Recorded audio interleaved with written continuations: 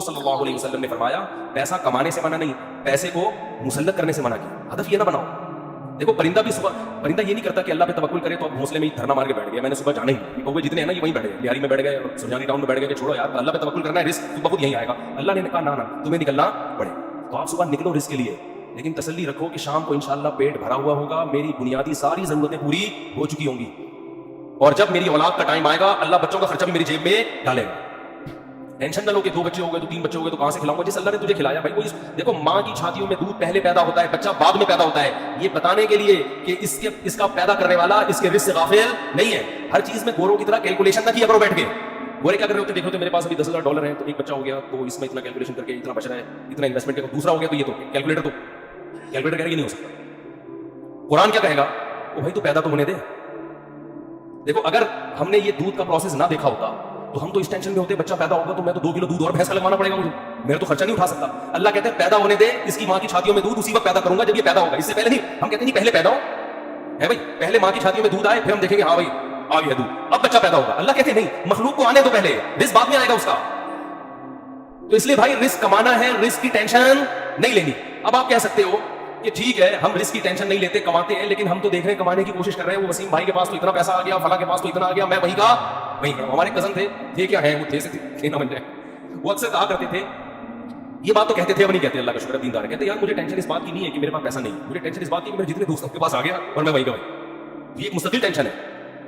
देखो इसका नबी सल्लल्लाहु अलैहि वसल्लम ने हल क्या बताया, परिंदे की मिसाल दी है। परिंदा कंपटीशन में कभी भी नहीं आता, समझ रहे? परिंदा ये नहीं करता कि वो वाले चिड़िया नहीं वहां जगह उस लोकेशन पे घोंसला बनाए बहरिया टाउन के करीब और मैं लियारी नदी के ऊपर घोंसला, ना ना ना ना। परिंदा कहते हैं मेरे लिए, मेरे बच्चों की हिफाजत के लिए मुझे घोंसला चाहिए, लोकेशन को वो ज्यादा अहमियत नहीं दे, मैं दुश्मनों से मेरी हिफाजत रहे, ठीक है, सर्दी गर्मी से मेरी हिफाजत रहे। मैं नहीं कहता लियारी नदी के ऊपर घर बनाए, वो तो हिफाजत नहीं रहेगी आपकी, क्योंकि नदी तो नदी है ना।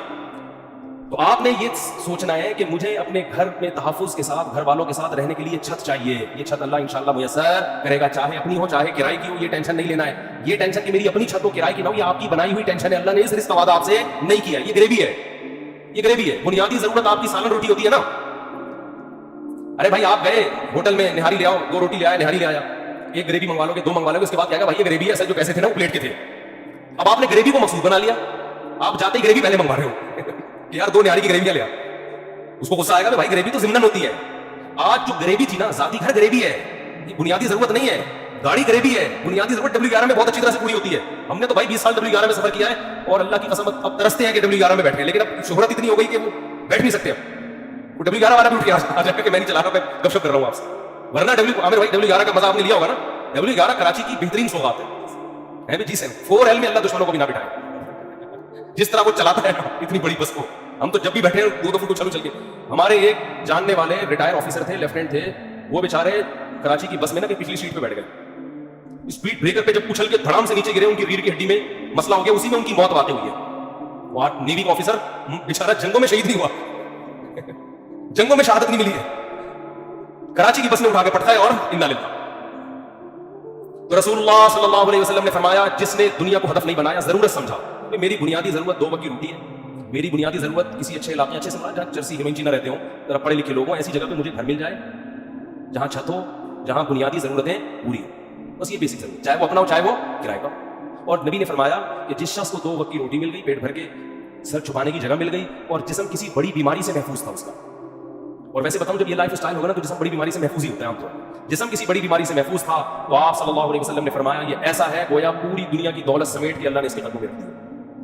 अब अगर ये टेंशन ले रहा है ना बहरिया टाउन की और डिफेंस की और DHA की वो स्कीम में मैंने, तो ये ग्रेवी की टेंशन है, ये दिल में दुनिया की मोहब्बत की अलामत है। ऐसे शख्स को रसूलुल्लाह सल्लल्लाहु अलैहि वसल्लम ने वही सुनाई कि ये मालदार बन तो सकता है मगर इसके सामने फकर का फंदा ऐसे लटका रहेगा जैसे एक जिंदा आदमी के सामने फांसी का फंदा, मौत का फंदा लटक रहा हो। जो उसकी कैफियत होगी ये कैफियत इसकी होगी।